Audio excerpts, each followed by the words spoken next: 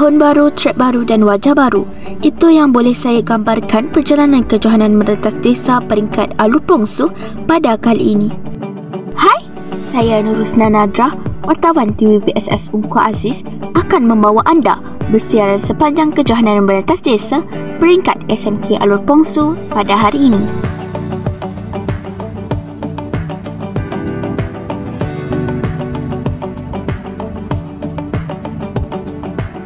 Acara kejohanan pada kali ini dimulai dengan aktiviti renggangan, sedikit penerangan dari Setiausaha Sukan Encik Muhammad Fadil dan pelajar dilepaskan mengikut kategori kelas masing-masing. Jarak perjalanan kejohanan pada hari ini adalah sejauh 6 km untuk kategori perempuan, manakala lelaki pula sejauh 8 km.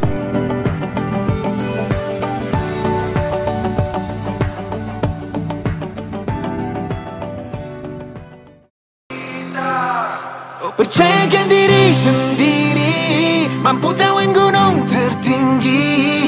Jangan putus asa, jatuh bangun semula. Percayakan diri sendiri, mampu mencapai mimpi-mimpi. Kau akan berjaya, kita semua wira.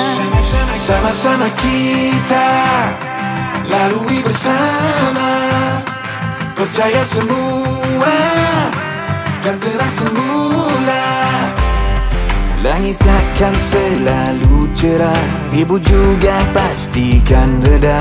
Tiada hidup yang sempurna, berjuang demi keluarga. Namun engkau selalu ada, membuatkan diriku sedar. Hidup ini penuh cabaran dan rintangan. Percayakan diri sendiri, mampu tawan gunung tertinggi. Jangan putus asa, jatuh bangun semula. Percayakan diri sendiri, mampu mencapai mimpi-mimpi. Kau akan berjaya, kita semua wira.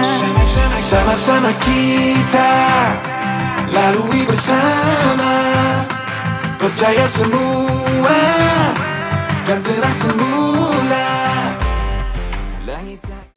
Walaupun laluan yang digunakan agak jauh dari biasa dan penuh dengan liku, alhamdulillah semua pelajar dapat menghabiskan larian masing-masing.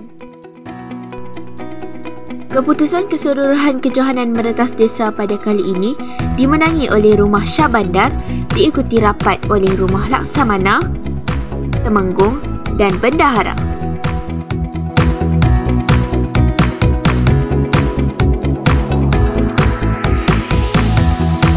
Diharapkan momentum semangat kesukanan ini dapat diteruskan oleh seluruh warga SMK Alor Pongsu bila tiba masa kejohanan olahraga peringkat sekolah yang dijangka akan berlangsung pada bulan Mei 2025.